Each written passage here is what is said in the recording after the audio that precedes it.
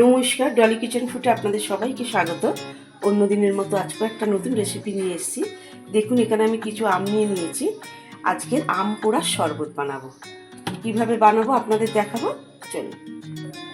এখন তো বাজারে আম খুব সস্তা, গরমও পড়েছে, ওই জন্য আমগুলোকে আগে আমি এবার পুড়িয়ে নেব। দেখুন, আমি এই যে গ্যাসের চুলায় দিয়ে দিলাম, এইভাবেই দিয়ে দেবো।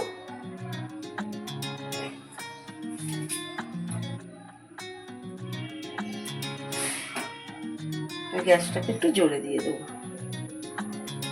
এগুলো ভালোভাবে পুড়বে, এপিট ওপিট করে পোড়াবো, তারপর আপনাদের দেখাবো। আমগুলো দেখুন আমি উল্টে দিয়েছি, এইভাবেই পুড়িয়ে নেব। ভালোভাবে পুড়িয়ে নিয়ে তারপর কিভাবে বানাবো আপনাদের দেখাবো।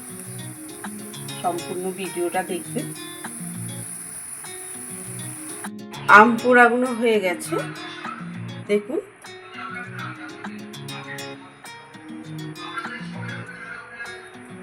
এগুলো এবার একটু ঠান্ডা করতে দেবে। ঠান্ডা হয়ে যাওয়ার পর তারপর আপনাদের দেখাবো। পোড়া আমগুলো দেখুন আমি খোসাগুলো ছাড়িয়ে নেব, এইভাবে ছাড়িয়ে নেব। কি সুন্দর পুড়ে গেছে দেখুন। এগুলো আমি সবগুলো ছাড়িয়ে নিই, তারপর কিভাবে বানাবো আপনাদের দেখাবো।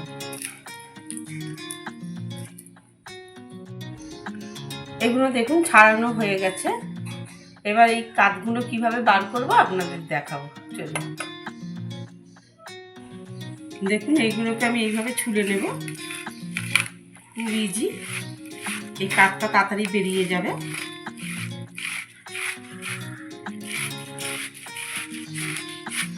দেখুন, এইভাবে সবগুলো করে নিই, তারপর আবার কিভাবে বানাবো আপনাদের দেখাবো।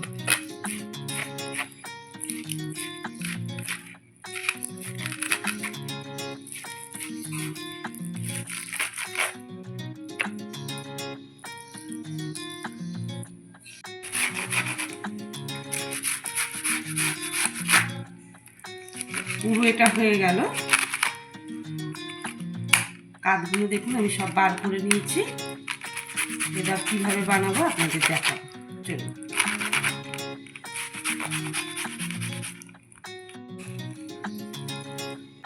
এটা দেখুন এই মিক্সারের জারে আমি নিয়ে নিলাম।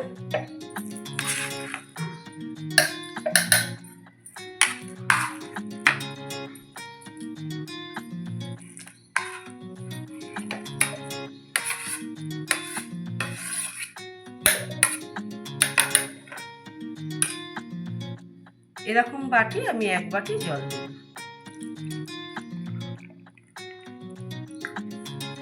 এটা আমি মিক্সারে ঘুরিয়ে নিই, তারপর আপনাদের কাছে আসছি।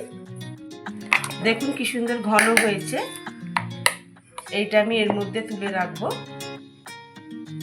আপনারা কাচের বয়মেও রাখতে পারেন, আমি এর মধ্যে রাখলাম। যখন খুশি বানিয়ে খেতে পারবেন। এতটা জল নিলাম, দেখুন আপনারা যেরকম গ্লাসে জল দিতে পারেন। এটা আমি 1 গ্লাস করছি, তাই এরকম আমি 2 চামচ নেব।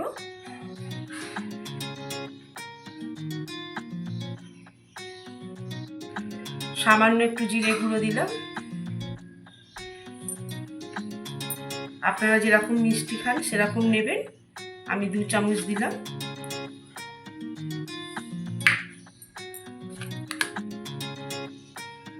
হাফ চামচ বিট নুন দিলাম। এটা গরমের সময় খেলে খুব উপকার। এটা ফ্রিজে রেখে দিতে পারেন, এই যে আমি যেমন রেখে দেবো বানিয়ে। কেউ আসলো রোদ্দুর থেকে, তাকে এরকম 1 গ্লাস করে দেবেন, সত্যি উপকার। এটা হয়ে গেছে।